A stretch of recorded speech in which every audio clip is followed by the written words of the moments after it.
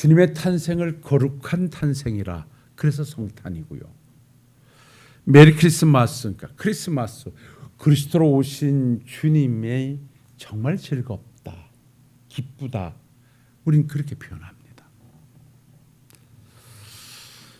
우리가 입술로 메리 크리스마스를 외치고 성탄을 노래하면서 과연 내가 그 성탄 앞에 그 즐거움을 지금 가지고 있는가? 모두가 말하는 즐거운 성탄이라는 그 노래가 내 노래가 되어져 있는가? 우리는 늘 성탄절임을 한번 되짚어 볼 필요가 있다 싶습니다.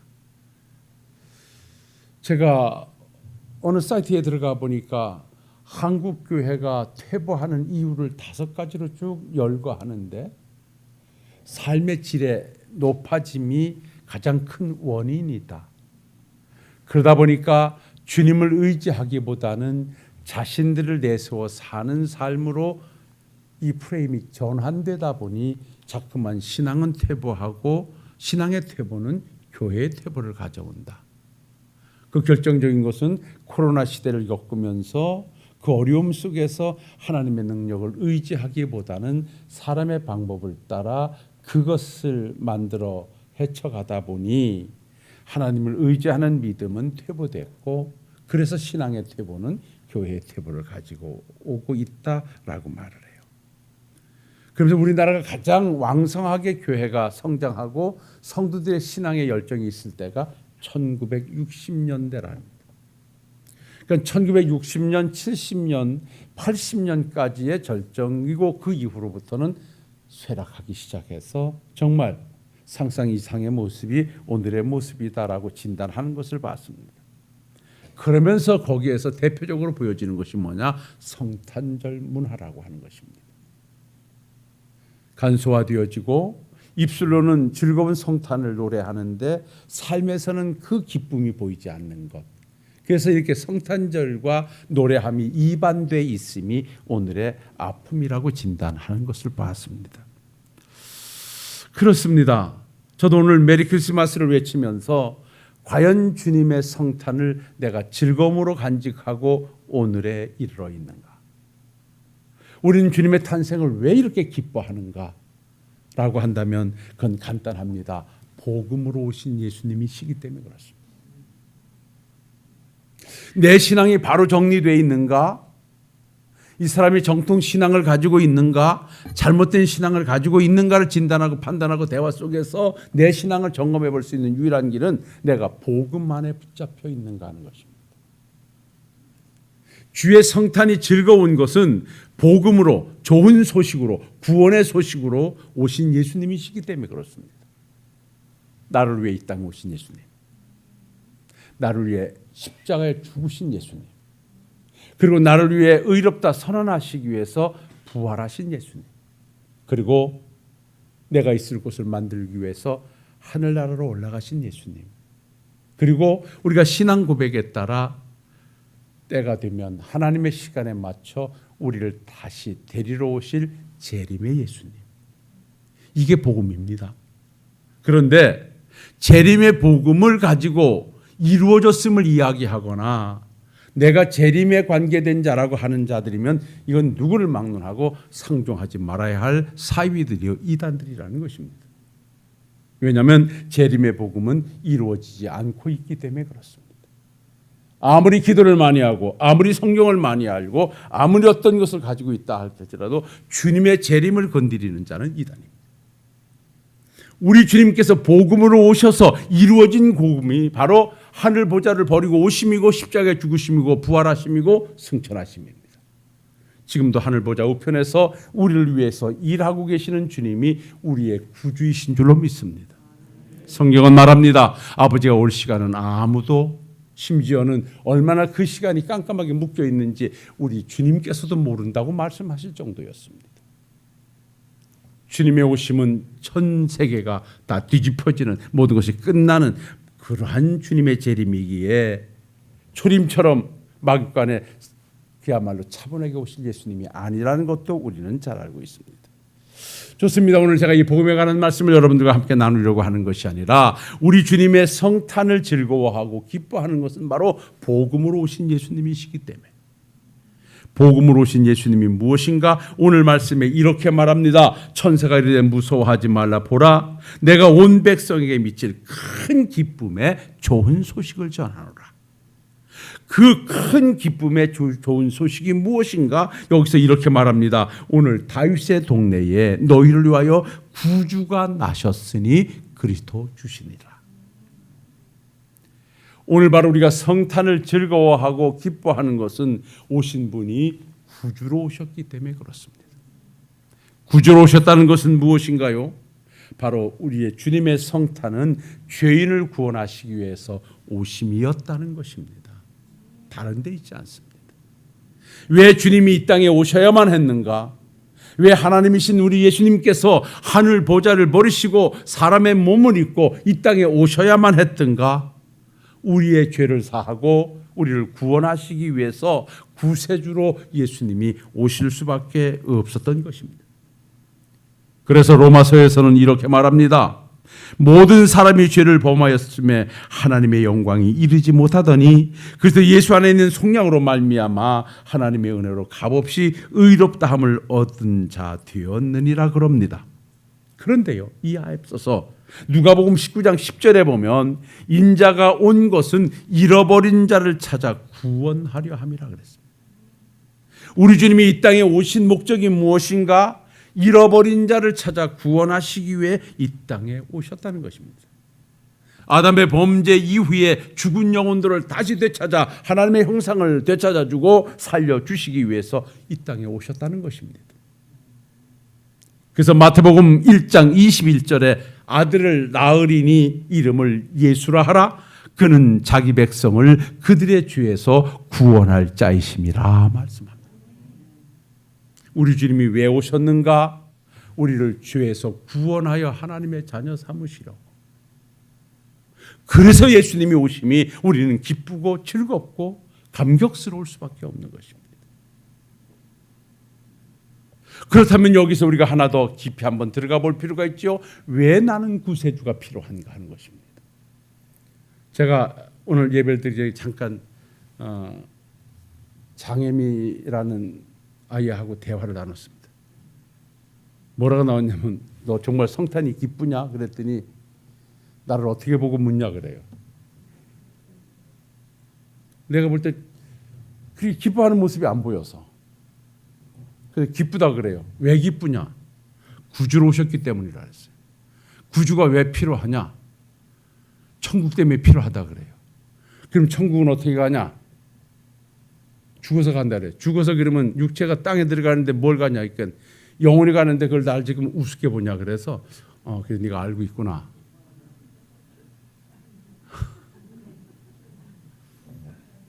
여러분, 예수가 나의 구세주라고 전제한다면 우리는 영혼이 있음을 전제해야 되잖아요. 사람이 살아있다 하는 것은 영과 육으로 만들어져 있음이 결합되어 있음이 살아있는 것이고 영혼과 육체의 분리가 죽음이죠. 그래서 그 이 땅에서의 육체의 장막이 무너질 때 영혼은 아버지 앞으로 올라가고 육체는 땅으로 들어가는 건 정한 이치라고 성경은 말씀하고 있습니다. 바로 우리 영혼 구원을 위해서 예수님은 필요했고 예수님이 이 땅에 오셔야만 했지요. 그런데 우리를 구원하심은 바로 하나님의 뜻이었다는 것입니다. 그래서 성경은 이렇게 말합니다. 우리 주님께서 내가 하늘에서 내려온 것은 내 뜻을 행하려 함이 아니요 나를 보내신 이의 뜻을 행하려 함이라고 요한복음 6장 38절에 주님이 친히 말씀하십니다. 그러니까 주님이 하늘 보좌를 버리고 이 땅에 오심이 왜 오셨는가? 하나님의 뜻을 이루기 위해 오셨다는 것입니다. 그런데 그 뒷받쳐서 이렇게 말씀합니다. 요한복음 6장 40절에 내 아버지의 뜻은 아들을 보고 믿는 자마다 영생을 얻는 것이니 마지막 날에 내가 이를 다시 살리리라 그랬습니다. 하나님의 뜻이 무엇인가? 그 아들을 보고 믿어 영생을 얻는 것이라는 것입니다. 그래서 우리 예수님은 이 땅에 구세주로 오셨습니다. 그래서 이 구원은 하나님의 계획표에 있었고 은혜의 계획표에서 오늘 진행되어져 우리가 그 안에 들어가 함께 노래하며 은혜를 누리고 있습니다. 잘 알고 있는 말씀 그대로 하나님께서는 요한복음 3장 16절 17절을 통하여 세상을 사랑하셔 독생자를 보내주셨고 그 예수를 믿는 자마다 멸망하지 않고 영생을 얻게 하려 하심이라 그랬습니다. 그러면서 뒷받침에 이렇게 합니다.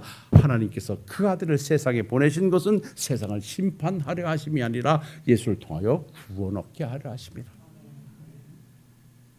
사랑하는 성도 여러분, 오늘날 내가 이 자리에 있는 이유가, 오늘도 예수님 앞에 우리가 함께하는 이유가 영혼 구원 외에 다른 목적은 없습니다. 그것이 우리가 예수를 믿는 긍정적인 목적이고 오늘도 하나님을 찬양하는 이유 중에 가장 중심이 되는 이유입니다. 오늘 이 성탄을 통해서 우리 사랑하는 성도님들에게 꼭 부탁드리고 싶습니다.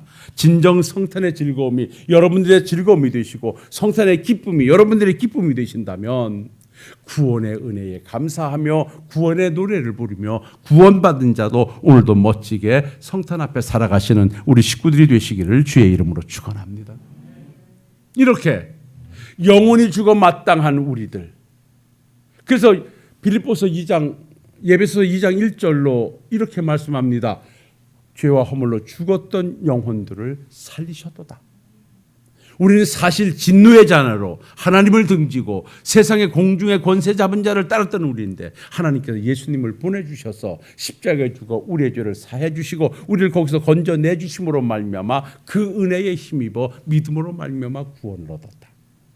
그래서 그 예수를 통해 얻은 구원은 하나님께서 주신 선물이기에 우리 스스로 자랑할 수 있는 것이 아니다. 곧 구원의 은혜는 감사로 노래로 화답해야 된다. 하나님이 왜 우리에게 신령한 은혜를 주셨고 왜 우리를 하나님의 자녀 삼아주셨는가? 그 은혜의 영광을 찬송하게 하시기 위하여 우리를 불러주셨다라고 말씀하고 있습니다. 사랑하는 성도 여러분, 이번 성탄이 우리에게 기쁨의 성탄이 되었다면 바로 그 예수님을 나의 구주로 영접하고 그 구원의 노래를 함께 가시는 우리 사랑하는 식구들이 되시기를 주의 이름으로 축원합니다. 그렇다면 우리는 이제부터 성탄에 부합된 삶으로 좀 의미 있는 성탄절을 보내야겠는데 저는 여러분들에게 두 가지만 말씀드리려 합니다. 진정 성탄이 예수님이 나를 구원하시기 위해 오셔서 그 예수를 통하여 내가 구원함에 동참했다라고 고백하신다면 먼저 우리 사랑하는 성도님들께서는 예수를 구주로 인정하고 살아가시기를 주의 이름으로 축원합니다.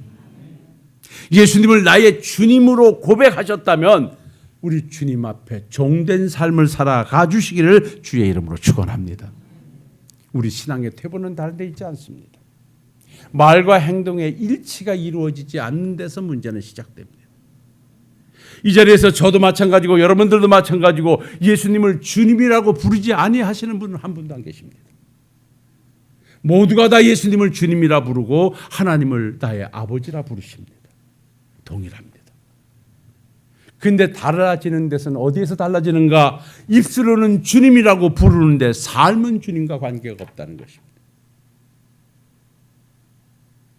과연 내가 예수님을 나의 구주로 영접하고 예수님을 나의 주님으로 고백하고 있다면 내 삶은 그 주님에 의해서 지배되는 삶이 되어야 합니다. 그 주님이 의식되어지는 삶이 되어야 됩니다. 세상의 어떤 것 때문에, 세상의 환경 때문에, 세상의 풍습 때문에, 세상의 변화 때문에 그 예수가 구주됨이 변해서는 아니 됩니다. 다 변한다 할지라도 예수님이 나의 구주 되어 계신 만큼은 철저하게 변함없이 나를 지켜내야 되고 나는 그 예수님 앞에 종된 삶으로 주인을 모시는 삶이 우리의 신앙의 여정에서 만들어져야 합니다. 주의 말씀과 내 삶을 놓고 우리는 늘 그 말씀 앞에 항복하는 삶을 살 때 예수님을 구주로 인정하는 삶입니다. 그래서 순종은 회패 잃고 항복하는 것이라 했습니다. 과연 나는 주님을 내 앞에서 항복시키고 있지는 않는지, 말씀 앞에 내가 항복하는 것이 아니라 내 환경과 내 생각 속에 말씀을 굴복시키려고 하고 있지는 않는지 이번 성탄을 통해서 한번 내 신앙을 점검해보고 정말 구주로 오신 예수님이 기쁘다 노래했다면 그 구주 앞에 나를 항복시키고 말씀 앞에 두 손 들고 주를 따라 아름다운 백성의 삶으로 만들어 가시는 우리 식구들이 되시기를 주의 이름으로 축원합니다. 한 가지만 더 드리고 말씀을 정리한다면 주의 사랑을 승화시켜 가십시오. 복음을 오신 예수님은, 우리를 구원하러 오신 예수님은 사랑의 절정이셨습니다. 하나님께서 예수님을 이 땅에 보내신 것도 세상을 이처럼 사랑하셔서 나를 이 땅에 보내셨습니다. 로마서 5장 8절에서 말씀합니다. 오신 예수님은 우리가 아직 죄인 되어 있을 때 우리를 위해서 십자가에 죽으심으로 말미암아 그 사랑을 확증하셨다라고 말씀합니다. 요한일서 4장 10절로 말합니다. 사랑은 여기 있으니 우리가 하나님을 사랑한 것이 아니라 하나님 먼저 우리를 찾아오셔서 사랑하신 것이다. 그래서 바로 이 구원이라고 하는, 성탄이라고 하는 것은 바로 사랑을 노래하는 것입니다. 이 사랑으로 말미암아 이루어진 복음 앞에 사랑으로 하나님의 백성 되었다면 이제부터 그 사랑을 내 삶의 아름다운 삶으로 승화시켜 가시는 우리 식구들이 되시기를 주의 이름으로 축원합니다. 그래서 우리의 신앙의 여정에는 사랑의 수고가 끊이지 말아야 됩니다. 예배를 드림에 있어서도, 기도함에 있어서도, 하나님의 예배당을 받들매 있어서도 주의 사랑의 실천의 장으로 바꿔가야 되는 것입니다. 그 사랑을 승화시켜갈 때 내 신앙은 아름답게 정리될 것이고 그 삶에서 하나님의 나라는 새롭게 만들어질 것입니다. 개인 관계를 가져와 한 가지 더 부탁한다면 주의 사랑의 실천은 내 삶의 용서로 절정을 이루어야 됩니다.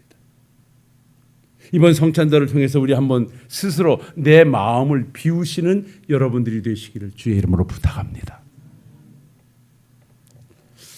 프레임 전쟁이라는 것이 있습니다. 어떤 것을 내 틀에 박아놓는 것입니다. 어떤 사람을 내 사고에다 딱 묶어놓는 것입니다. 저 사람은 안 될 거야. 저거는 안 될 거야. 저게 뭐 될 수 있을까라고 하는 어떤 사건이나 상황이나 사람이나 관계 속에 나 나름대로의 상황에 따라 프레임을 딱 꺾어 놓으면 절대 변하지 않습니다. 그런데 우리는 성탄을 통해서 이것을 깨야 됩니다. 만에 하나 내 마음에 누군가를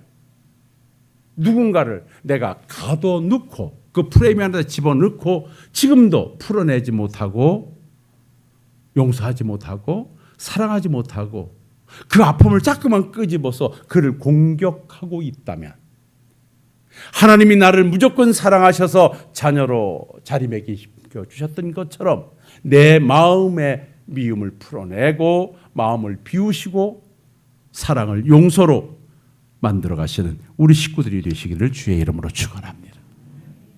용서는 해방이라 했습니다. 내 마음의 감옥에다 미운 사람, 내 마음에 들지 않는 사람을 가둬놓고 내가 지키냐고 애쓰지 말고 그 마음의 감옥의 문을 열어서 그를 해방시켜 놓으면, 그를 석방시켜 버리면 내 마음의 문은 비어있고 비어있으면 지킬 필요가 없기에 나는 바로 평안이라고 하는 선물을 제공받게 되는 것입니다. 성경은 말합니다. 너희가 사람의 과실을 용서하면 너희 천부께서도 너희 과실을 용서하시려니와 너희가 사람의 과실을 용서하지 아니하면 너희 아버지께서도 너희 과실을 용서하지 아니하시리라. 말씀 정리하겠습니다. 사랑하는 성도 여러분, 우리의 성탄의 기쁨은 바로 예수님께서 구세주로 이 땅에 오셨기 때문입니다. 복음되어 오신 예수님 때문에 우리는 즐겁고 기쁩니다. 이 은혜가 우리에게 기쁨이 됐다면 오늘은 구원의 은혜를 노래하며 감사로 이 성탄을 맞이하는 우리 식구들이 되시기를 주의 이름으로 축원합니다.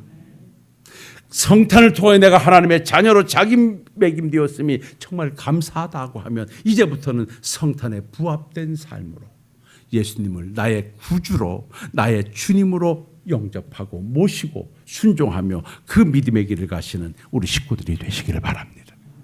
그리고 주의 사랑으로 말미암아 내가 오늘 이 자리에 왔으니 나로 말미암아 그 사랑을 승화시켜 가기 위해서 사랑의 수고가 끊이지 않는 나의 삶이 되어지고 그 사랑의 증표로 내 마음에 뭔가 묶어놓은 사람이 있다면, 묶어놓은 대상이 있다면 용서로 풀어내고 주의 사랑을 실천해서 이 성찬이 주는 의미가 새로운 의미로 여러분들에게 복된 행복이 만들어지는 아름다움이 있기를 주의 이름으로 축원합니다.